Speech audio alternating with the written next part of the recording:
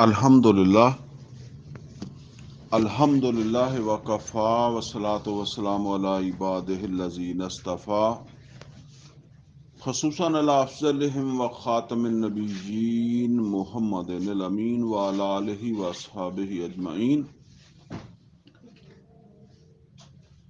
قال اللہ عز وجل فی کتابہ الکریم اعوذ باللہ من الشیطان الرجیم بسم اللہ الرحمن الرحیم. لا يتخذ المؤمنون الكافرين أولياء من دون المؤمنين ومن يفعل ذلك فليس من الله في شيء إلا أن تتقوا منه تقى ويحذركم الله نفسه وإلى الله ترجع وَإِلَى اللَّهِ الْمَصِيرُ.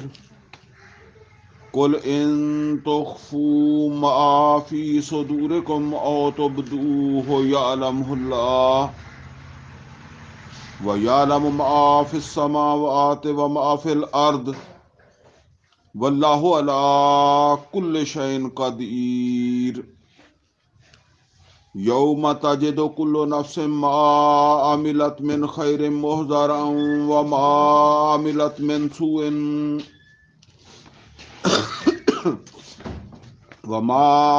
عَمِلَتْ مِنْ سُوءٍ تَوَدُّ لَوْ أَنَّ بَيْنَهَا وَبَيْنَهُ أَمَدًا بَعِيدًا وَيُحَذِّرُكُمُ اللَّهُ نَفْسَهُ واللہ رؤوف بالعباد. قل ان کنتم تحبون اللہ فاتبعونی یحببکم اللہ ویغفر لکم ذنوبکم واللہ غفور رحیم. قل اطیعوا اللہ والرسول فَإِن تَوَلَّوْا فَإِنَّ اللَّهَ لَا يُحِبُّ الْكَافِرِينَ. صدق اللہ العلی العظیم. رب اشرح لی صدری ویسر لی امری واحلل عقدۃ من لسانی یفقہوا قولی. اللہم ارنا الحق حقا وارزقنا اتباعہ وارنا الباطل باطلا وارزقنا اجتنابہ. آمین یا رب العالمین. عزیز دوستو، یہ سورہ آل عمران ہے جس کی آیت نمبر 28 سے لے کر آیت نمبر 32 تک آیات میں نے ابھی پڑھی ہیں. اس میں ان آیات کے اندر بہت اہم مضمون ہے جو اللہ رب العزت نے بیان فرمایا ہے. جیسے میں اکثر عرض کیا کرتا ہوں کہ آج ہمارے جو ہے وہ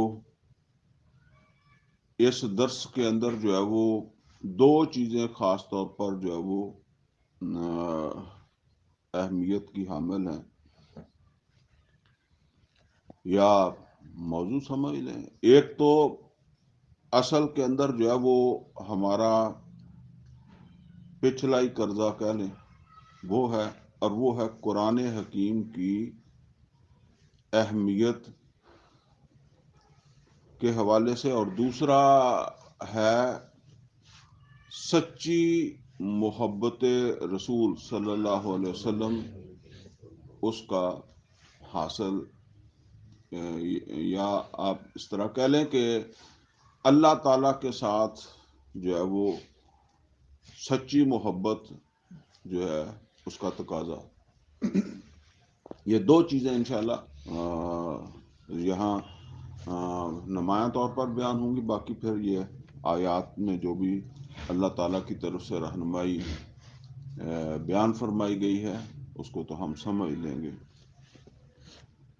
یہ سورہ مبارکہ ہم نے جب شروع کی تھی تو اس وقت میں نے عرض کیا تھا کہ اس کے اندر جو ہے وہ بڑا اہم مضمون ہے جس سے اس کا آغاز ہو رہا ہے. وہ اہم مضمون جو یوں سمجھ لیں کہ ان آیات تک چلا آ رہا ہے وہ کیا ہے؟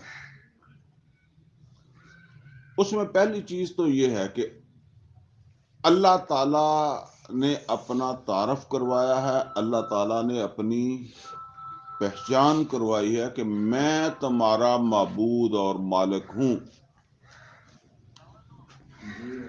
اور میں مالک ہوں، اور تمہارا یعنی جو بھی یہ نظام زندگی ہے، یہ کائنات جو بھی ہے، اس کے اندر ہر چیز جو ہے اس کے لیے میں نے جو ہے وہ ایک اس کے لیے طے کر دیا ہے کہ اس نے کیا کرنا ہے، اور میں اس کو اپنی مرضی سے چلا رہا ہوں۔ اور اپنی صفت اللہ تعالیٰ نے بیان فرمائی، الحی القیوم، قیوم قائم کرنے والا، یہ نظام کائنات جو ہے وہ اس کو سنبھالنے والا، اس کو چلانے والا۔ اور پھر آگے فرمایا کہ اس نے تمہارے لیے بھی یہی بات پسند فرمائی ہے کہ تم بھی جس طرح باقی کائنات جو ہے اس کو وہ اپنے حکم کے مطابق چلا رہا ہے، اور تم بھی اس کے حکم کے مطابق چلو، یعنی تم خود چلو، اس لیے کہ تم انسان ہو، تمہیں اشرف المخلوقات جو ہے وہ قرار دیا ہے، تو یہ شرف کا تقاضا یہ ہے کہ تم خود چلو۔ اور تمہارے لیے میں نے یہ کتاب نازل کر دی ہے، نزل علیک الکتاب بالحق، اور یہ کتاب جو ہے اس کو فرقان بنا کر نازل کیا گیا، وَأَنزَلَ الْفُرْقَانَ، اور یہ فرقان جو ہے وہ اس نے نازل کی ہے۔ فرقان کے حوالے سے یہ بات میں نے عرض کی تھی کہ فیصلہ کر دینے والی چیز، اٹل چیز۔ اب آگے پھر جو مضمون چلا ہے وہ کیا چلا ہے کہ اب ظاہر ہے کچھ لوگ جو ہے وہ اس کو فرقان مانیں گے، کچھ نہیں مانیں گے۔ تو جو مانیں گے ان کو اللہ تعالیٰ کے ہاں جو ہے وہ کیا ملے گا، کیا انعام ملے گا، اور جو لوگ اس کو نہیں مانیں گے تو ان کے ساتھ اللہ کیا کرے گا، وہ مالک کیا کرے گا۔ اب جو لوگ نہیں مان رہے اس کی بھی جو ہے وہ یوں سمجھ لیں کہ دو قسمیں۔ ایک جو ہے نا وہ تو جس کو ہم سب جانتے ہیں، پہچانتے ہیں، اس کو ہم کہتے ہیں کافر، انکار کر دیا، ٹھیک ہے۔ وہ نبی صلی اللہ علیہ وسلم کے زمانے میں بھی ہوتے تھے، آج بھی ہو سکتے ہیں۔ اب نبی صلی اللہ علیہ وسلم نے دعوت پیش کی ہے تو کسی نے قبول کر لی اور کسی نے انکار کر دیا۔ اب جس نے انکار کر دیا وہ کافر ہے۔ لیکن کفر جو ہے وہ صرف یہی نہیں ہے۔ ایک کفر وہ ہے جو ہم کرتے ہیں، اور دوسری سب سے جو بڑی بات ہے، فکر والی بات ہے، وہ یہ ہے کہ ہم اس کفر کو سمجھتے نہیں ہیں۔ دیکھیں، ایک کفر تو وہ ہے، ایک کفر وہ ہے جو ہم کرتے ہیں، ایمان لا کر کرتے ہیں، وہ کفر ہے نہ قدری نہ شکری۔ سورہ لقمان کے اندر اللہ تعالیٰ نے فرمایا وَمَن يَشْكُرْ فَإِنَّمَا يَشْكُرُ لِنَفْسِهِ، جو کوئی شکر کرے گا وہ شکر کرے گا اپنے لیے۔ وَمَن كَفَرَ، اب دیکھیں یہاں یہ جو لفظ کفر آیا ہے یہ کس کے مقابلے میں آ رہا ہے؟ جو شکر نہیں کرے گا، میں یشکر فإنما یشکر لنفسہ، جو شکر کرے گا وہ شکر کرے گا اپنی ذات کے لیے، ومن کفر، اور جس نے کفر کیا، جس نے مطلب کیا ہے کفر کا، جس نے ناشکری کی، شکر نہ کیا، ناقدری کی، فإن اللہ غنی حمید، تو اللہ بے پرواہ ہے۔ اب دیکھیں قرآن حکیم میں اللہ تعالیٰ نے یہ بھی فرمایا کہ انشکر لی والے والدیک، میرا بھی شکر کرو اور اپنے والدین کا بھی شکر کرو۔ والدین کا شکر کیا ہے؟ اگر جو ہے وہ والد یا والدہ بیمار ہے، اس کے اپنے وسائل نہیں ہیں کہ وہ اپنا علاج کرا سکے، اب جو اولاد ہے، بیٹا ہے، بیٹی ہے، جو بھی ہے، اس کے پاس وسائل ہیں اور جو ہے نا وہ پاس بیٹھ جاتا ہے اور پاس بیٹھ کر جو ہے وہ اپنے والد کی، والدہ کی مدح کرتا ہے، تعریفوں کے پول باندھتا ہے کہ میری ماں جو ہے یا میرا باپ جو ہے یہ بہت اچھا انسان ہے، اس نے ہمیں بچپن سے جو ہے وہ پالا پوسا ہے، ہمارے لیے بڑی قربانیاں دی ہیں، اس نے اپنی زندگی جو ہے وہ ہمیں جو ہے وہ یہ مقام جو ہے وہ دلانے کے لیے جو ہے وہ اس نے صرف کر دی ہے۔ اب یہ مدح وہ کر رہا ہے، لیکن اس کا علاج نہیں کرواتا جس کی اسے اب ضرورت ہے۔ اب یہ جو مدح منہ زبانی ہے نا، یا کوئی بھی آیا تو اس کے سامنے اپنے والدین کی تعریف جو ہے وہ شروع کر دی، یہ اب دوسرے نمبر کی چیز رہ گئی ہے۔ پہلے نمبر کی چیز یہ ہے کہ وہ اس کی اس پریشانی میں وہ اس کے ساتھ تعاون کرے، اس کا علاج کروائے۔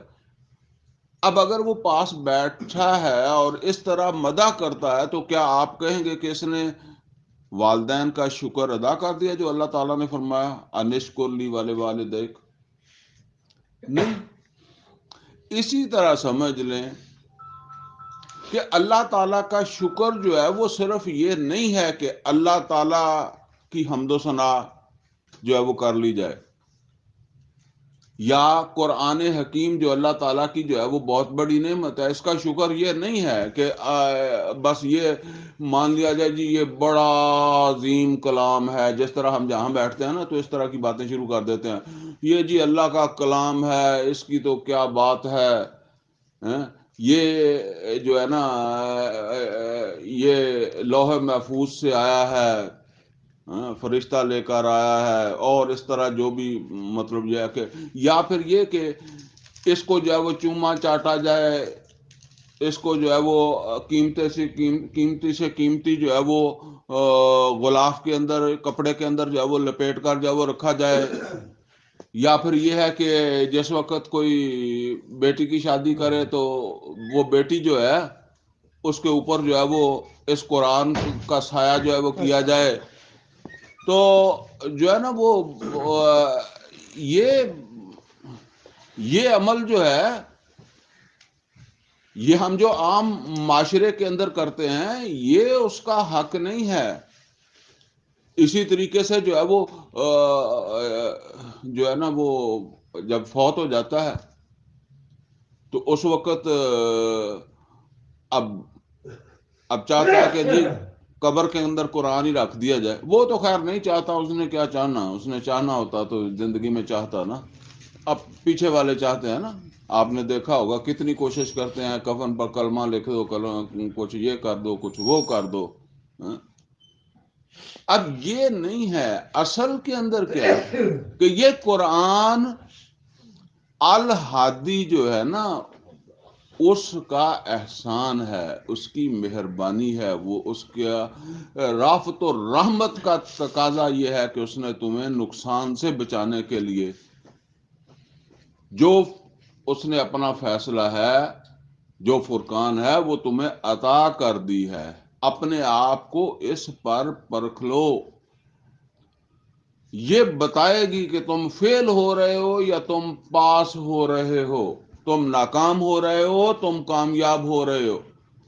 تو اگر اس کو جو ہے وہ ہدایت بنایا ہی نہیں ہے تو یہ نہ قدری ہے نہ شکری ہے۔ میں اکثر و بیشتر کہتا ہوں نا کہ ہماری یہ ناقدری ناشکری جو ہے اس کا عالم جو ہے وہ جو میں اکثر و بیشتر عرض کیا کرتا ہوں کہ آپ دیکھیں مسلمانوں کے گھر میں پیدا ہو کر 70 سال بعد انسان جو ہے وہ اس دنیا سے چلا جاتا ہے، موت آ جاتی ہے، لیکن اس نے 70 آیتیں ترجمہ تفسیر کے ساتھ نہیں سمجھی ہوتی۔ اچھا اگلی بات کیا؟ اگلی بات یہ ہے کہ اسے رنج بھی نہیں ہوتا مرتے وقت، افسوس بھی نہیں ہوتا کہ میں دنیا میں اس سے کیا لے کر جا رہا ہوں، میں تو مسلمانوں کے گھر میں پیدا ہوا تھا اور میں بغیر ہی جو ہے وہ اللہ نے جسے فرقان قرار دیا تھا میں اسے سمجھے بغیر ہی جو ہے وہ مر رہا ہوں۔ صدمہ اسے ہوگا، رنج ہوگا تو اس بات کا ہوگا کہ فلاں بیٹی کی شادی نہیں ہو سکی، فلاں بیٹا جو ہے اس کا کاروبار نہیں چلا، میں گھر نہیں بنا سکا، میں یہ نہیں کر سکا، تو اس کا کوئی اسے جو ہے وہ زیادہ رنج نہیں ہوگا۔ تو یہ جو طرز عمل ہے نا یہ ناقدری ہے، ناشکری ہے۔ اور میں عرض کیا کرتا ہوں کہ اس میں ہمارا پورا معاشرہ جو ہے نا وہ اس کے اندر جو ہے وہ مبتلا ہے۔ صرف یہ تو عام عوام کی میں نے بات کی ہے نا، تو ہمارے جو مولوی حضرات ہیں ان کے اندر بھی کوئی فرق نہیں ہے۔ اگر آپ یہ مسجدوں کے جو امام ہیں ان کو جو ہے وہ اگر آپ کبھی غور کریں تو جس طرح میں عرض کیا کرتا ہوں نا 100 میں سے 99 آدمی قرآن کو سمجھے بغیر ہی دنیا سے چلے جاتے ہیں، مسلمانوں کے گھر میں پیدا ہو کر، خواہ وہ بریلوی ہیں، خواہ دیوبندی ہیں، خواہ شیعہ ہیں، کوئی فرق نہیں۔ 19-20 کا فرق ہو سکتا ہے، اس سے زیادہ بالکل فرق نہیں ہے۔ اسی طریقے سے جو مولوی ہیں وہ 100 میں سے 99 مولوی وہ ہیں جنہیں قرآن سمجھ نہیں آتا، نہ انہیں اس کی کوئی ترجمہ تفسیر آتا ہے، نہ وہ بتاتے ہیں۔ آپ کبھی اس بات کے اوپر جو ہے وہ غور کریں کہ ایک مسجد میں 30 سال بھی ایک مولوی رہ جاتا ہے، 35 سال ایک مولوی رہ جاتا ہے، اور وہ ایک دفعہ بھی اپنے پیچھے نماز پڑھنے والے جو ہیں ان کو ترجمہ تفسیر سے یہ پورا قرآن نہیں سناتا۔ تو اب آپ سوچیں کہ یہ کیوں ہے؟ اس کا سبب کیا ہے؟ ایک تو وہی سبب ہے کہ ان کو جو ہے وہ آتا ہی نہیں ہے، یہاں تک کہ وہ مدرسوں کے اندر بھی 8-8 10 سال لگاتے ہیں نا تو پھر بھی وہ اس قابل نہیں ہوتے۔ کیوں نہیں ہوتے؟ ایک سوچنے کی بات ہے نا۔ اب وہ کئی دفعہ جو ہے نا وہ اس طرح دوستوں کے اندر جذبہ پیدا ہو جاتا ہے نا تو پھر وہ مجھے کہتے ہیں کہ جی اچھا میں بچہ مدرسے چ پا دینا ہے، تو پھر ہوں ظاہر گل ہے کیسی کی کہہ سکتے ہیں، لیکن وہ آپ دیکھا کریں نا وہ جو وہاں سے آئے ہیں ان کے اندر کتنا کمال پیدا ہو گیا ہے، اتنا ہی پیدا ہوگا نا۔ سبب کیا ہے؟ سبب کو سمجھے۔ میں یہ کہا کرتا ہوں کہ فیکٹری جو ہے اس میں جو مال تیار ہوتا ہے نا پہلے اس کی مارکیٹنگ ہوتی ہے کہ جو مال ہم تیار کرنا ہے ہم نے اس فیکٹری کے اندر یہ مارکیٹ میں بکے گا یا نہیں بکے گا۔ جو مال بکتا نہیں ہے فیکٹری اس کو تیار نہیں کرتی، ٹھیک ہے نا۔ اب یہ سمجھ لیں کہ یہ مولوی بنانے کی فیکٹریاں مدرسے ہی ہیں نا. مارکیٹ کا مارکیٹ مسجد ہے. یہ مسجدیں مارکیٹ ہیں مولویوں کی. مسجد یا بریلوی ہے یا دیوبندی ہے یا اہل حدیث ہے یا شیعہ ہے. لہذا وہاں سے جو بندہ بنا کر بھیجنا ہے نا فیکٹری نے، اس نے یا بریلوی بنا کے بھیجنا ہے یا دیوبندی بنا کے بھیجنا ہے یا اہل حدیث بنا کے بھیجنا ہے یا شیعہ بنا کر بھیجنا ہے. اچھا، جب اس نے اپنے وہ مارکیٹ میں آ جانا ہے تو اس نے صبح شام دوپہر جمعرات جمعہ اس نے اپنا مسلک کی جو ہے نا وہ آپ کو صبح شام اس کا کام ہی یہی ہے کہ یہی اچھا آپ کبھی اس بار نوٹ کریں، کسی کا جنازہ پڑا ہوگا اور وہ وہاں اپنا مسلک بتانا شروع کر، اتنا سینسیٹیو ہے اپنے مسلک کے بارے میں کہ جنازہ کسی کا پڑا ہوا ہے تو اب بھی وہ اپنے مسلک کو نہیں بھولتا. وہ بتاتا ہے کہ جی وہ جو اہل حدیث ہوگا وہ بتائے گا کہ اگر سورہ فاتحہ نہیں پڑھی تو نماز ہی نہیں ہوئی، جنازہ ہی نہیں ہوا. وہ دوسرا اپنا کوئی سنانے لگ جائے گا. اس کی اتنی فکر ہے. اصل کے اندر یہ کیونکہ اس کو جو فیڈ کیا گیا ہے نا وہی اس نے جو ہے وہ آگے وہ مطلب ایک سرسری طور پر قرآن کا ترجمہ بھی پڑھا دیں تو ان کو پتا ہے اس کی ضرورت ہی آگے نہیں ہے. وہ پڑھا بھی دیتے ہیں سرسری سا، لیکن ان کو پتا ہے کہ آگے اس کا کام قرآن سنانے کا نہیں ہے، یہ اس کی ضرورت نہیں ہے. یہ اس نے جمعہ بھی پڑھانا ہے تو اس نے جمعرات بھی پڑھانی ہے، جو کچھ بھی کرنا ہے نا تو اس نے یہ اس میں اس کو جو ہے وہ طاق کر کے وہ جو ہے وہ بھیجتا ہے. یہ وجہ ہے کہ جو ہے نا وہ فرقہ واریت بڑھتی جا رہی. اچھا ابھی مجھے ایک واقعہ میں آپ کو سناتا ہوں، بڑی توجہ کے ساتھ اس کو سن لیں، انشاءاللہ یاد بھی رکھیں. یہ دیکھیں ایک بہت بڑی علمی عالم دین اور سیاسی رہنما شیخ محمود الحسن دیوبندی رحمۃ اللہ علیہ بڑے عظیم انسان تھے. ہندوستان کی آزادی، میرے خیال میں دیوبند کے پہلے شاگرد، دیوبند مدرسہ کے پہلے شاگرد تھے وہ، پھر وہاں استاد بھی رہے.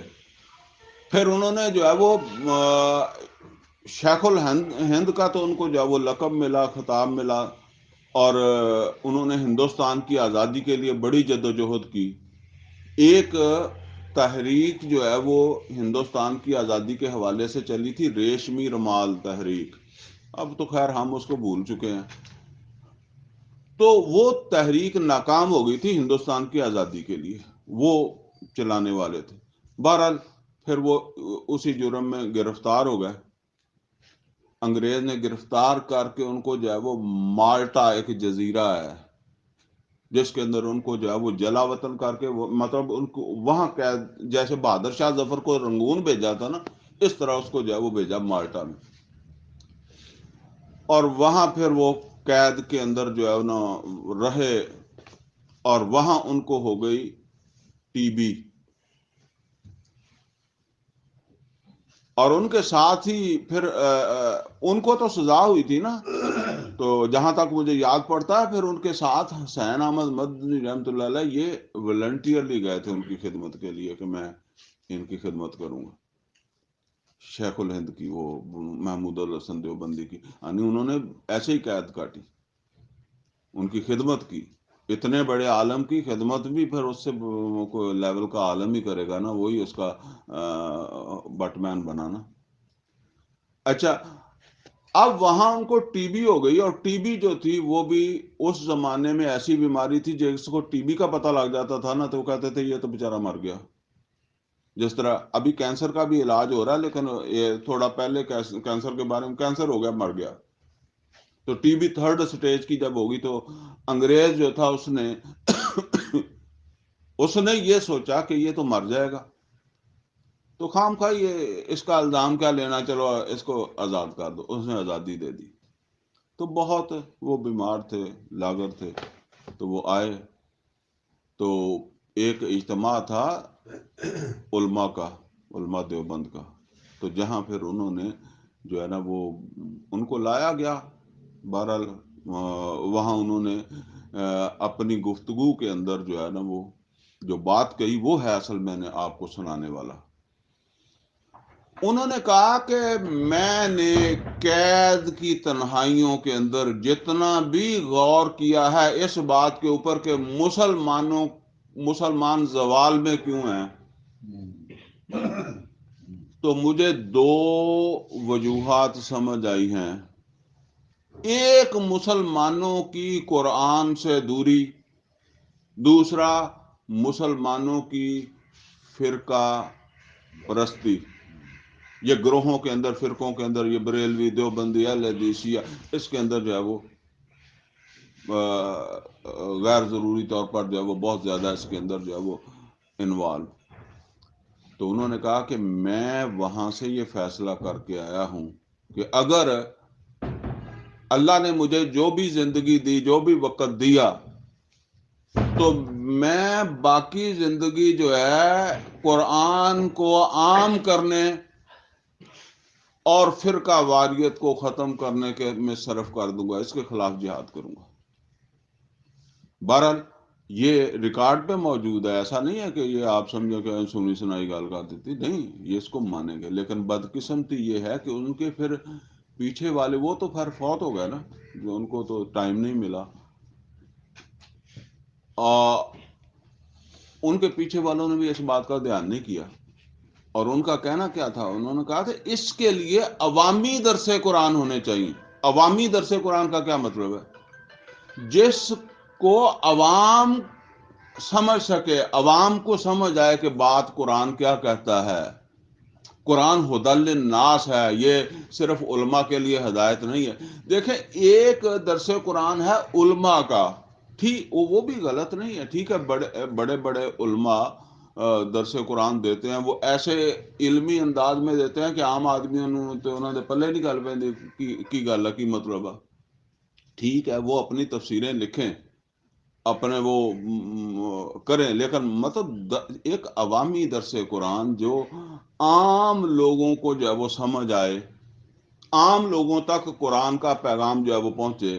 یہ ڈاکٹر اسرار احمد صاحب رحمۃ اللہ علیہ انہوں نے اصل میں اسی مشن کو جو ہے وہ آگے بڑھایا تھا نا، اسی کو جو ہے وہ ہم کوشش کر رہے ہیں کہ اس کو جو ہے وہ آگے جو ہے وہ لے کر چلے۔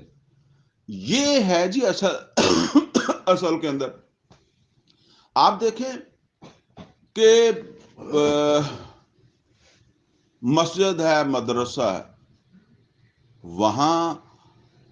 وہاں اس بات کا اہتمام کیا جائے گا، ٹھیک ہے، کہ یہ کس کی ہے، یہ بریلوی کی ہے، دیوبندی کی ہے، اہل حدیث کی ہے، شیعہ کی ہے۔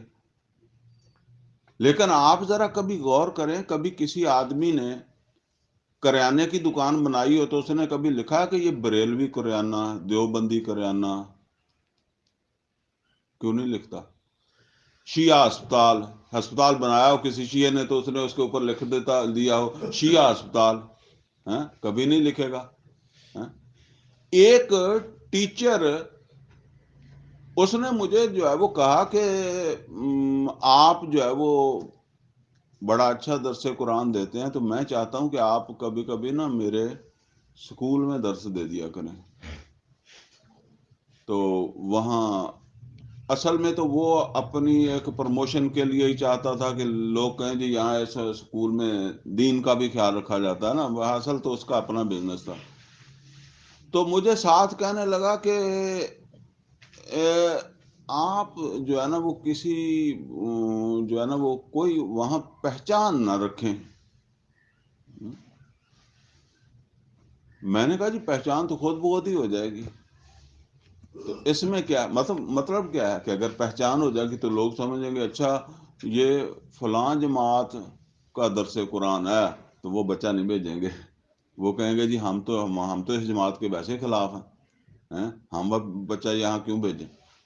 تو یعنی آپ دیکھیں کہ اپنے پیٹ کے حوالے سے آدمی اتنا سینسیٹیو ہے کہ میری دکان میری دکان کے اوپر جو ہے وہ سکھ بھی آئے، چوڑا بھی آئے، چمار بھی آئے، کوئی کسی نے کوئی سودا لینا تو وہ یہاں آئے، میرا دنیاوی فائدہ ہو، لیکن یہ جو مسجد میری ہے نا اس میں دوسرے مسلک والا نہ آئے.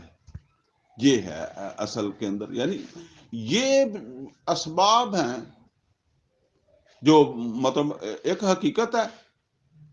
وہ میں عرض کیا کرتا ہوں کہ کتنی ہی مسجدیں ایسی ہیں جہاں مولوی کبھی درس قرآن نہیں دیتا. اگر میں وہاں چلا جاؤں اور جا کر اس سے جو کہوں کہ بھائی میں یہاں درس قرآن دینا چاہتا ہوں، وہ کبھی راضی نہیں ہوگا. وہ جو ہے نا اس کو سب سے زیادہ پرابلم اس کو ہوتا ہے. تو بہرحال یہ سمجھ لیں جی کہ جب تک یہ قرآن عام نہیں ہوتا، عام مسلمانوں کو سمجھ نہیں آتا، نہ تو یہ فرقہ واریت ختم ہوگی، نہ مسلمانوں کا زوال جو ہے وہ ختم ہوگا. تو بہرحال اب آپ دیکھیں یہ آگے جو ہم ہدایات پڑھ رہے ہیں، اب یہ چیزیں ہیں نا جو عام طور پر جو ہے وہ باتیں اگر ہم ویسے کریں گے، اخلاقی طور پر بھی تو بعض باتیں جو ہے وہ ہم مانتے ہیں نا، لیکن جب ہم اللہ کی بات سمجھ کر اس کو جو ہے وہ مانیں گے نا تو پھر وہ اور چیز ہوگی. پھر وہ اس کا تعلق ہمارے ایمان کے ساتھ ہوگا کہ ہم اللہ پر ایمان لائے ہیں، ہم اس قرآن پر ایمان لائے ہیں. اب ہم کیوں نہیں مانتے؟ مثال کے طور پر فرمایا لا يتخذ المؤمنون الکافرین اولیاء. اللہ تعالیٰ فرما رہا ہے کہ بالکل مومن جو ہیں وہ کافروں کو دوست نہ بنائیں. من دون المومنین، مومنوں کو چھوڑ کر مومن کافروں کو دوست نہ بنائیں. اب یہ اللہ کا حکم ہے، ٹھیک ہے نا. اب یہ قرآن کے ذریعے سے ہمارے سامنے آ گیا. اگر ہم نے اس کو مان لیا ہے تو ہماری دلی محبت وہ کافروں کے ساتھ نہیں ہو سکتی. اللہ کافروں کے ساتھ ہماری دلی محبت نہیں ہو سکتی، ٹھیک ہے. اب آگے کیا فرمایا؟ آگے فرمایا وَمَن يَفْعَلْ ذَلِكَ فَلَيْسَ مِنَ اللَّهِ فِي شَيْءٍ. اور جو ایسا کرے گا، کافروں کے ساتھ محبت کرے گا، مومنوں کو چھوڑ کر مومنوں کے مقابلے میں، فَلَيْسَ مِنَ اللَّهِ فِي شَيْءٍ، اللہ کے ساتھ اس کا کوئی تعلق نہیں ہے. اللہ نے اس سے تعلق ختم کر لیا. وہ نمازی تھا، وہ داڑھی والا تھا، اس نے حج کیا ہوا تھا یا حج کرتا تھا، جو بھی کرتا تھا، اس کا جرم یہ ہے. اب اگر یہ شعور جو ہے وہ اگر ہم قرآن کے ذریعے سے جو ہے وہ ہمیں حاصل ہو جائے تو پھر خود بخود یہ سوچ آ جائے گی کہ ہم نے، ہمارے ملک نے، ہماری حکومت نے امریکہ کے ساتھ کس طرح تعاون کیا. مقابلے میں کون ہے؟ مقابلے میں افغانی ہیں. اسی طریقے سے عراق کی تباہی میں اس کے مقابلے کے اندر جو ہے وہ کن کے ساتھ جو ہے وہ تعاون کیا گیا. اسی طریقے سے آج اسرائیل جو ہے اس کے ساتھ دیکھو یہاں فرمایا من دون المومنین، مومنوں کو چھوڑ کر، مومنوں کے مقابلے میں. ویسے تو اصولی بات یہ ہے کہ ایمان والے جو ہیں ان کے دلوں کے اندر جو ہے وہ جو کافر ہیں، غیر مسلم ہیں، خاص طور پر جو مخالفت بھی کر رہے ہیں، ان کے ساتھ کوئی دلی محبت نہیں ہو سکتی. لیکن مسئلہ تو یہ ہے کہ مقابلے کے اندر جو ہے وہ تم تعاون کر رہے ہو مسلمان کے خلاف یا کسی مسلمان کے خلاف، پھر تمہاری کیا مسلمانی رہ گئی، پھر تمہاری کیا نمازیں رہ گئی، پھر تمہارا کیا حج رہ گیا، پھر تمہاری کیا زکاتیں رہ گئی، پھر تمہاری داڑیاں کیا رہ گئی. تو یہ شعور جب عام ہوگا تو پھر لوگوں کو جو ہے نا وہ عام عوام کو جو ہے وہ احساس ہوگا نا کہ بھئی وہ صرف جو ہے وہ نمازوں والی بات نہیں ہے، یہ تو اللہ کا حکم بہت واضح ہے. الا ان تتقوا منہ تقا.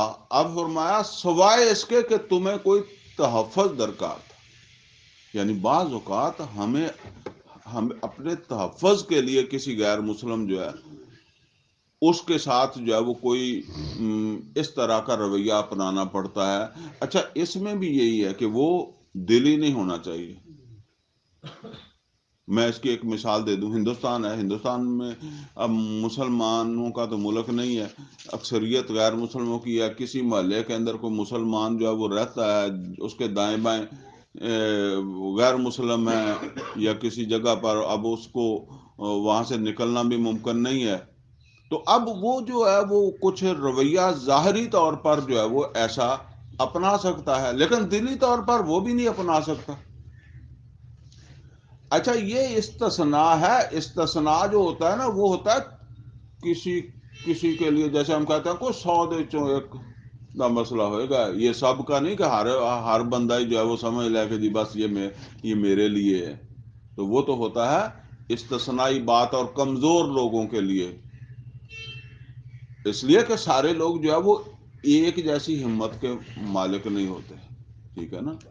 تو اگر یہ بھی شعور ہو کہ یہ کمزور کی بات ہو رہی ہے، تو پھر اگر ہم اپنے آپ کو کمزور مان لیں گے کہ جی میں تو پورا سورہ مسلمان ہوں، تو پھر یہ اس وقت کی بات ہے کہ چلے اگر آپ نے اپنے تحفظ کے لیے کوئی ایسی بات کر لی. لیکن اس کے ساتھ یہ بات یہ ہے کہ یہ بھی تم کسی دوسرے مسلمان کو نقصان پہنچانے کے لیے نہیں کر سکتے کہ تم اس کے ساتھ جب تعاون کرنے لگ جاؤ.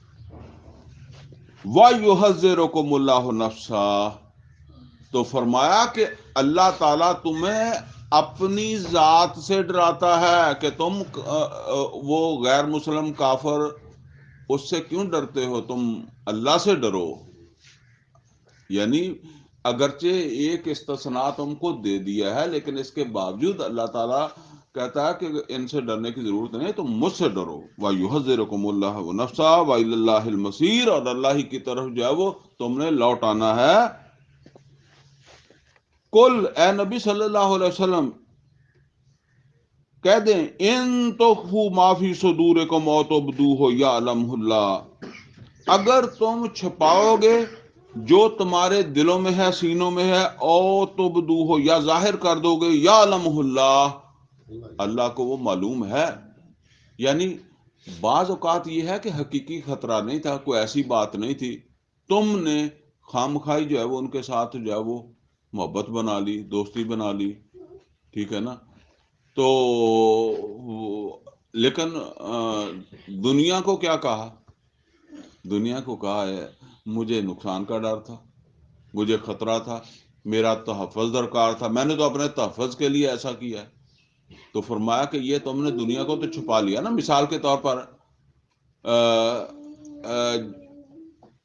ایک حکمران ہے، وہ کافروں کے ساتھ کوئی تعلقات بناتا ہے، تو اب عوام کو وہ کیا کہتا ہے؟ عوام کو کہتا ہے کہ ہم بچ نہیں سکتے تھے، ہمیں تحفظ کی ضرورت تھی، اس وجہ سے ہم نے یہ قدم جو ہے وہ اٹھایا. تو اللہ تعالیٰ یہاں فرما رہا ہے کہ اگر تو وہ واقعی تھا تو پھر جس حد تک اللہ تعالیٰ نے کوئی گنجائش دی ہے اس حد تک تو تم جو ہے نا وہ، پھر میں دوبارہ بتا دوں کہ مجھے خطرہ ہے تو میں اپنے تحفظ کے لیے کسی غیر مسلم کے ساتھ جو ہے وہ کوئی اپنا رویہ جو ہے وہ اس طرح کا بظاہر دوستانہ جو ہے وہ ظاہر کر سکتا ہوں. لیکن یہ نہیں ہے کہ میں ان کو نقصان وہ پہنچانا چاہتا ہے اور میں کہتا ہوں کہ جی میرا تحفظ اس میں ہے تو میں ان کے ساتھ کھڑا ہو گیا. یہ بات تو قطعاً ہی غلط ہے نا. تو فرمایا کہ اللہ کو معلوم ہے کہ تم نے کس صورتحال میں یہ اس طرح کا رویہ اپنایا تھا. وَيَعْلَمُ مَا فِي السَّمَاوَاتِ وَمَا فِي الْأَرْضِ، اور وہ تو جانتا ہے جو کچھ آسمان و زمین کے اندر ہے. وَاللَّهُ عَلَىٰ كُلِّ شَيْءٍ قَدِيرٌ، اور اللہ تعالی ہر چیز کی قدرت رکھتا ہے. یعنی ہر چیز کو اپنے اس کے علم کا محیط ہونا، ہر چیز کے اوپر جو ہے وہ یہ اس کی قدرت میں ہے. یوم تجد کل نفس ما عملت من خیر محضرا، اس دن سے ڈرتے رہو ایسے ایسے کام کرتے ہوئے. اب دیکھیں، نوٹ کریں یہاں کام کون سا ہے؟ کام ہے غیر مسلموں کے ساتھ جو ہے وہ محبت، یا ان کے ساتھ جو ہے وہ اس طرح کی جو ہے وہ دوستیاں، خاص طور پر جس میں مسلمانوں کو نقصان بھی ہو رہا ہو.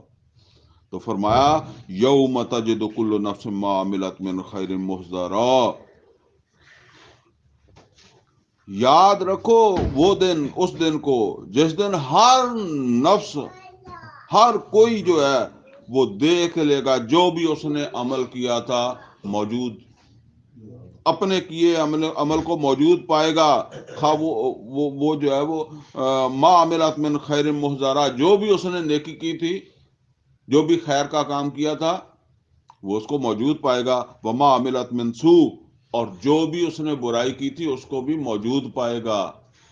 یعنی یہ ہوا میں نہیں اڑ گئے، ختم نہیں ہو گئے، یہ ریکارڈ میں آ گئے. اور ایک دن آئے گا جس دن جو ہے وہ ہر کوئی اپنا کیا جو ہے اس کو دیکھ لے گا. تود لو ان بینہا و بینہ امدا بعیدا، اب وہ دن پھر کیسا ہوگا کہ اپنے ہی عمل سے آدمی لا تعلقی چاہے گا. وہ جس طرح یعنی اپنے برے عمل سے، مثال کے طور پر جو ہے وہ میں چوری کرتا ہوں. اب میں نے کوئی چیز جو ہے وہ، یہ موبائل جو ہے وہ اٹھا کے تو اپنے پاس رکھا، اور میں نے دیکھا کہ وہ مالک جو ہے اس نے مجھے دیکھ لیا، مالک آ گیا. اب میں سب سے پہلے کیا کروں گا کہ اس کو اپنے سے دور کروں گا. یہ چوری کا مال جو ہے اس کو ادھر رکھ دوں گا یا پھینک دوں گا، اس سائڈ پہ رکھ دوں گا، تاکہ یہ میری جیب سے نہ ملے، میرے ہاتھ سے نہ ملے. تو اب یہ دیکھ کر جو ہے وہ اگر مجھے یہ کہیں کہ یہ تم نے ابھی مجھے دیکھ کر یا اس وجہ سے کہ میں ابھی تلاشی لے رہا ہوں تو تم نے اسے سائڈ پہ رکھا، میں نے کہا نہیں مجھے تو پتہ نہیں یہ کہاں سے آ گیا، یہ تو ادھر ہی پڑا تھا، کون رکھ گیا؟ یعنی میرا اس کے ساتھ کوئی تعلق نہیں ہے. اللہ تعالیٰ فرماتا ہے کہ اس وقت تم اپنے اس طرح کے اعمال جو ہیں ان کو دیکھ کر چاہو گے کہ کاش ان کے ساتھ میرا تعلق ثابت نہ ہو، جو میں نے اس فرقان کے برخلاف جو ہے وہ انجام دیے. تو فرمایا تود لو ان بینہا و بینہ امدا بعیدا ویحذرکم اللہ نفسا، اور اللہ تعالیٰ تمہیں، دوبارہ یہ ٹکڑا آ رہا ہے، اللہ تعالیٰ تمہیں آج ڈراتا ہے اپنی ذات سے. واللہ رؤوف بالعباد، اور یہ اللہ ڈراتا ہے تو کیا مطلب ہے؟ واللہ رؤوف بالعباد، اللہ اپنے بندوں کے ساتھ انتہائی رؤوف اور رحیم ہے. وہ چاہتا ہے کہ تم اس دن ذلیل نہ ہو جاؤ، تم اس دن جو ہے وہ ان لوگوں میں شامل نہ ہو جاؤ کہ جنہوں نے اس طرح کے عمل کیے ہوں اور پھر انہیں اپنے اعمال کے اوپر پچھتاوا ہو، کیونکہ ان اعمال کے ساتھ پھر تمہیں سزا ملے گی. اب آگے بات آ رہی ہے جی بڑی اہم. فرمایا کل، اے محمد رسول اللہ صلی اللہ علیہ وسلم ان سے کہہ دیں، یہ ہے وہ اللہ کے رسول صلی اللہ علیہ وسلم سے محبت، اللہ سے محبت. وہ حقیقت میں جو ہے وہ محبت ہے کیا؟ ٹھیک ہے نا، ہم تو ایسے ہی سمجھتے ہیں نا کہ ہم جی اللہ سے محبت کرتے ہیں، ہم اللہ کے رسول صلی اللہ علیہ وسلم کے عاشق ہیں. اس طرح کی باتیں چلتی ہیں نا ہمارے کہ جی بس ہم تو جو ہے وہ عاشق رسول ہیں. تو یہاں ذرا دیکھ لیں جی عاشق رسول کون ہو سکتا ہے؟ فرمایا کل، اے محمد صلی اللہ علیہ وسلم ان سے کہہ دیں، ان کنتم تحبون اللہ، اگر تم اللہ سے محبت کرتے ہو، یعنی اگر محبت جیسے کی جائے نا وہ ہوتا ہے محبوب. ان کنتم تحبون اللہ، اگر تم نے اللہ کو محبوب بنا لیا ہے، اللہ سے محبت کرتے ہو، فاتبعونی، تو پھر تم میری اتباع کرو. میری سے مراد محمد رسول اللہ صلی اللہ علیہ وسلم کی اتباع کرو. یحببکم اللہ، تو نتیجہ کیا نکلے گا؟ اللہ بھی تم سے محبت کرنے لگ جائے گا. وَيَغْفِرْ لَكُمْ ذُنُوبَكُمْ، جب اللہ تم سے محبت کرنے لگ گیا تو پھر اللہ تمہارے گناہ معاف کر دے گا. واللہ غفور الرحیم، اور اللہ مغفرت کرنے والا، رحم کرنے والا ہے. کل اے نبی صلی اللہ علیہ وسلم، یہ دوسری آیت ہے، ان سے کہہ دیں آتی اللہ و رسول، اطاعت کرو اللہ کی اور اطاعت کرو اللہ کے رسول صلی اللہ علیہ وسلم کی. فَإِن تَوَلَّوْا، اگر تم نے اس سے منہ موڑا، فَإِنَّ اللَّهَ لَا يُحِبُّ الْكَافِرِينَ، تو اللہ تعالیٰ کافروں سے تو بالکل محبت نہیں کرتا. میں ابھی اس کو سمجھا دیتا ہوں. دیکھیں، ایک جو ہے نا وہ کسی بھی چیز کا جو ہے نا وہ ایک لیول وہ ہوتا ہے جہاں سے آپ سمجھ لیں کہ جی یہاں وہ محفوظ ہے. میں ایک مثال سے آپ کو سمجھاتا ہوں کہ بھئی ایک، جس طرح ہم کہتے ہیں ایک ہے کسی چیز کا میکسیمم اور ایک ہے کسی چیز کا بھی minimum level. Maximum level, minimum level, اور ایک اس کے درمیان جو ہے وہ ہوتا ہے جس کو آپ کہتے ہیں کہ جی یہ مناسب ہے. مثال کے طور پر ایک ہے ٹاپ کر گیا بچہ، اور ایک ہے فیل ہو گیا، تو اس کے درمیان میں کیا ہے؟ پاس. جو عام سادہ پاس ہے، نہ وہ ٹاپ ہے نہ فیل ہے. ٹھیک ہے نا؟ ایک ہے فیل اور ایک ہے ٹاپ. اس میں ایک لیول کون سا آتا ہے؟ جس کو کہتے ہیں پاس. اب یہ سمجھ لیں کہ ایک وہ شخص ہے کہ جس سے اللہ تعالیٰ جو ہے وہ بالکل محبت نہیں کرتا. یہ تو پھر نیچے والی بات آ گئی. یعنی اس نے کلمہ پڑھا ہوا ہے لیکن اللہ تعالیٰ کی محبت نہیں اس سے، وہ نیچے ہے. ایک لیول وہ ہے جہاں سے وہ بیس بنتا ہے کہ جی اب یہاں وہ جو پاس والی بات ہے نا وہ ہے، اور پھر اس سے آگے، اس سے اوپر جو ہے وہ جانا ہے تو اس کا کچھ اور تقاضا ہے. اب دیکھیں، پہلی چیز جو ہے نا جسے کہتے ہیں پاس، وہ ہے اللہ کی اطاعت اور اللہ کے رسول صلی اللہ علیہ وسلم کی اطاعت. اللہ کی اطاعت نہیں ہے اور اللہ کے رسول صلی اللہ علیہ وسلم کی اطاعت نہیں ہے تو اللہ تعالیٰ کو ایسے آدمی سے کوئی محبت نہیں ہے، بے شک وہ بیٹھا کہتا رہے. اچھا، اس میں یہ سمجھ لیں کہ ایک آدمی جو ہے اس نے ارادہ کیا ہوا ہے، عہد کیا ہوا ہے، کوشش کرتا ہے، کبھی کبھار وہ اس میں کوئی کمی آ گئی ہے اس کی، وہ توبہ کر لیتا ہے، تو یہ اس میں نہیں ہے. ٹھیک ہے نا؟ لیکن ایک آدمی کو پتہ ہی نہیں ہے، جس طرح عام ہم سمجھتے ہیں کہ جی بس کلمہ پڑھا ہوا ہے، نماز پڑھنی پڑھ لی، نہیں پڑھنی تو نہیں پڑھی. تو یہ تو جو ہے نا وہ اس لیول سے نیچے والا لو لیول ہے، پھر جس درجے پر بھی آ گیا. اب بات کہاں سے شروع ہوگی؟ بات شروع ہوگی کہ انسان نے ڈیسیجن لے لیا ہے کہ میں اللہ کی اطاعت کروں گا اور میں محمد رسول اللہ صلی اللہ علیہ وسلم کی اطاعت کروں گا. قل آتی اللہ و آتی الرسول، اے محمد صلی اللہ علیہ وسلم ان سے کہہ دیں کہ اطاعت کرو اللہ کی اور اس کے رسول کی. آتی اللہ و آتی الرسول. فَإِن تَوَلَّوْا فَإِنَّ اللَّهَ لَا يُحِبُّ الْكَافِرِينَ، اگر تم نے اطاعت سے منہ پھیر لیا، خواہ وہ اللہ کی ہے یا اللہ کے رسول صلی اللہ علیہ وسلم کی ہے، تو پھر اطاعت سے منہ پھیرنے والوں کو اللہ محبت نہیں کرتا. فَإِنَّ اللَّهَ لَا يُحِبُّ، یہ میں 32 نمبر آیت پڑھ رہا ہوں. ان اللہ لا یحب، اللہ محبت نہیں کرتا جو اطاعت نہیں کرتے. اچھا، اطاعت نہ کرنے والے ایک تو کافر ہیں، اور دوسرے جو کہے میں نہیں کرنا، اور دوسرا کرتا نہیں ہے، کہتا تو کچھ بھی نہیں ہے. لیکن کرتا نہیں ہے. میں نے مثال آپ کو بتائی نا, اطاعت نہیں کرتا. میں نے آپ کو مثال سے سمجھا دوں. ایک آدمی کے 2 بیٹے تھے. اس نے جو ہے وہ ایک کو کہا کہ بیٹا میری ذرا ٹانگیں دبا دو. حکم دیا نا. اس نے کہا جی میں نہیں دباتا,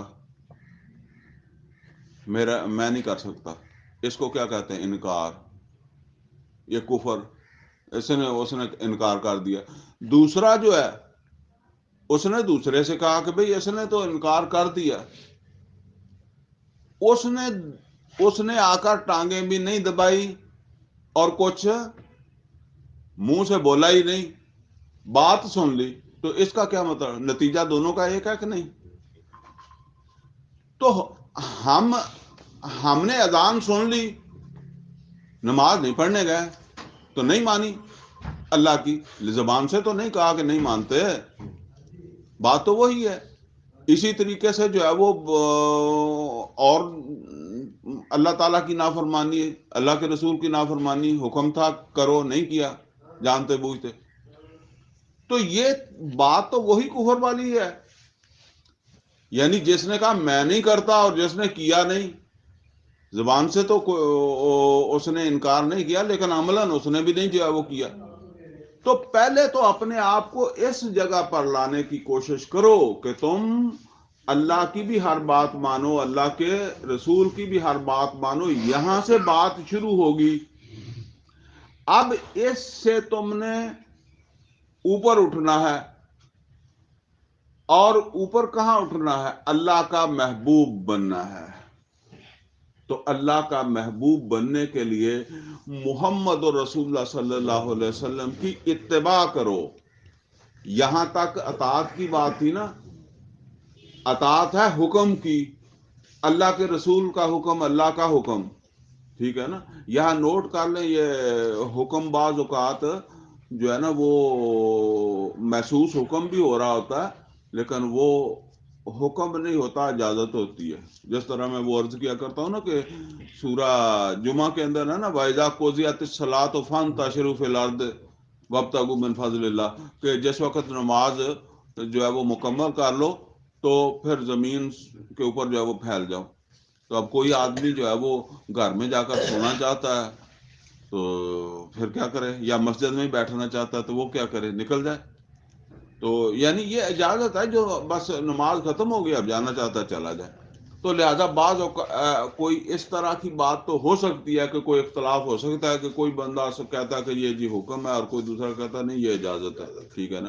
لیکن جو واضح حکم ہے اللہ کا اور جو واضح حکم ہے محمد رسول اللہ صلی اللہ علیہ وسلم کا, یا کم از کم جو حکم مان رہا ہے کہ یہ حکم ہے, ٹھیک ہے نا, وہ تو پھر اس کو جو ہے وہ مانے. اللہ کا حکم اور اللہ کے رسول صلی اللہ علیہ وسلم کا حکم, وہ جتنے بھی اللہ کے رسول صلی اللہ علیہ وسلم کے احکامات ہیں یا قرآن حکیم کے اندر اللہ تعالیٰ کے احکام ہیں, ان کو جو ہے وہ مانے. اب یہ تو وہ لیول ہے جو میں نے آپ کو جو ہے وہ بتایا نا کہ یہ سیف لیول ہے, پاس ہو گیا. اب اوپر اٹھنا ہے. تو اوپر اٹھنے کے لیے کیا ہے؟ محمد رسول اللہ صلی اللہ علیہ وسلم کی اتباع. یہ اہم بات آ رہی ہے, اس کو ذرا توجہ کے ساتھ سن لیں. اچھا جی, اب اتباع کیا ہے؟ اتباع ہے پہلے درجے میں سمجھ لیں کہ نبی صلی اللہ علیہ وسلم سے محبت, اور جو بھی نبی صلی اللہ علیہ وسلم جو ہے وہ جو آپ کو پسند تھا وہی میں پسند کرنے لگ جاؤں. یہاں تک کہ نبی صلی اللہ علیہ وسلم جس طرح کا لباس پہنتے تھے, جس طرح کا کھانا کھاتے تھے, جس طرح گفتگو کرتے تھے, ٹھیک ہے نا, میں اگر اس وجہ سے کہ نبی صلی اللہ علیہ وسلم اس طرح کرتے تھے, یہ بھی اتباع میں.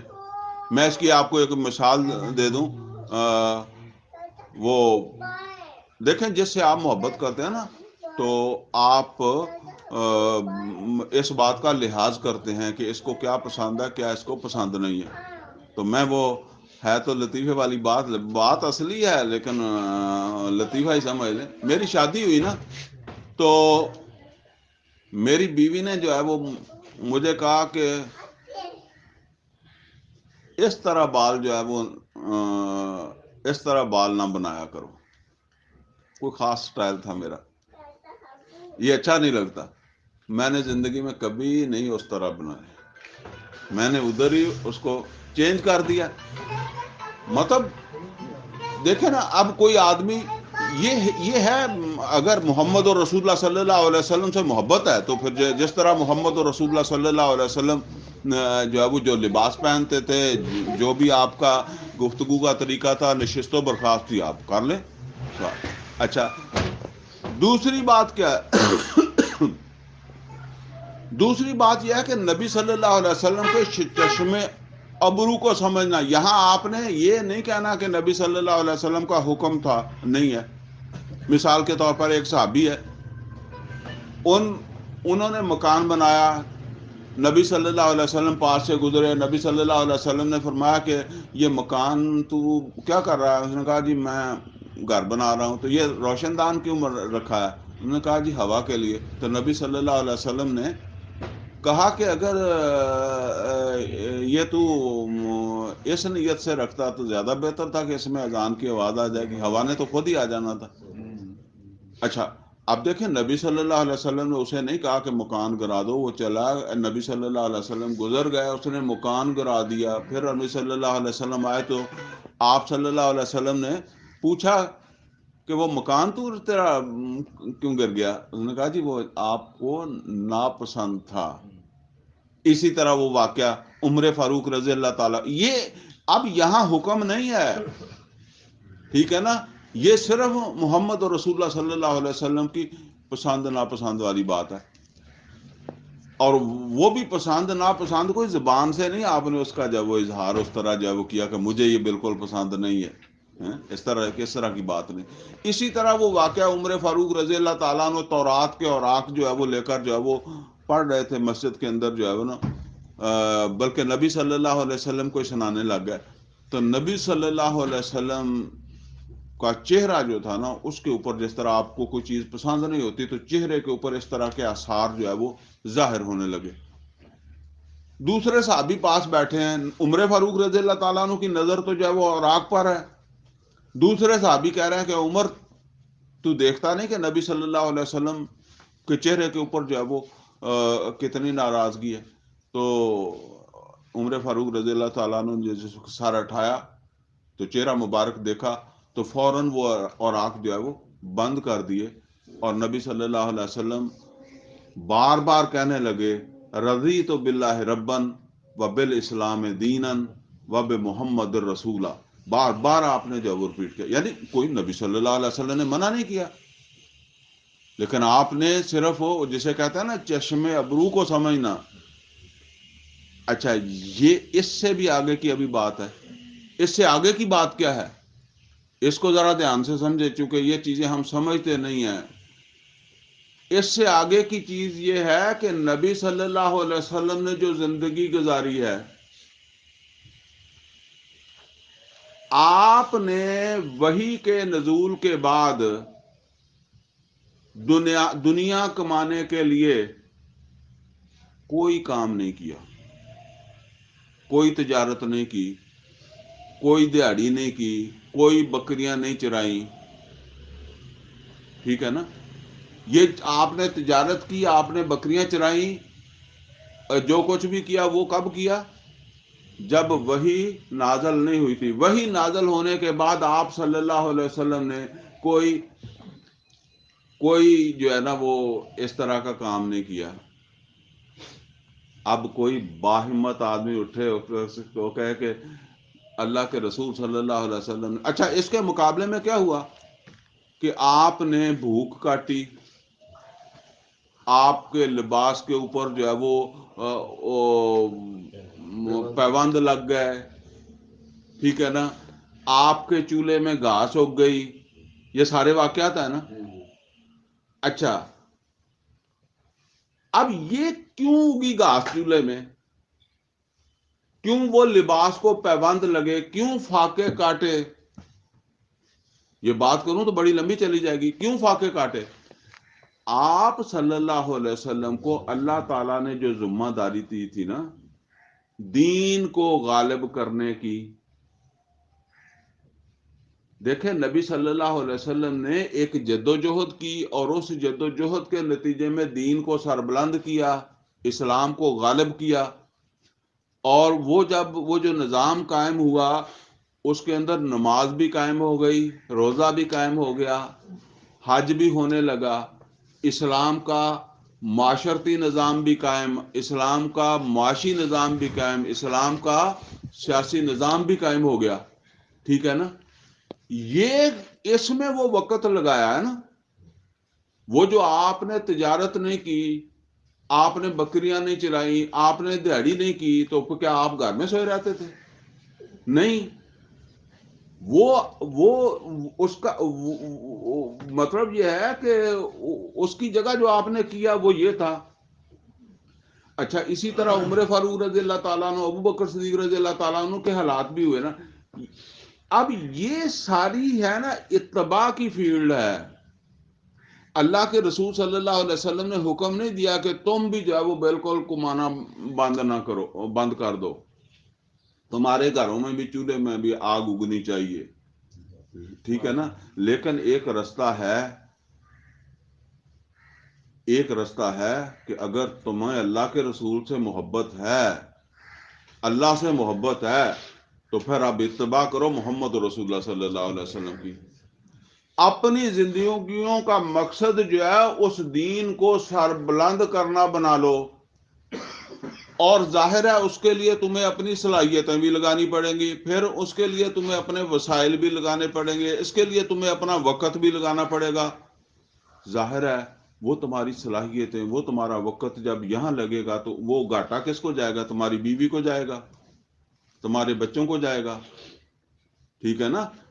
آپ کو پتا سورہ احزاب کے اندر نبی صلی اللہ علیہ وسلم جو ہے وہ آپ نے اپنی بیویوں کو بلایا اور انہوں نے کہا کہ آپ نے کہا کہ دیکھو میں تمہیں اس طرح کی آسائشیں نہیں دے سکتا، وہ سہولتیں نہیں دے سکتا تمہیں جو تمہارے دل میں خیال آ جاتا ہے۔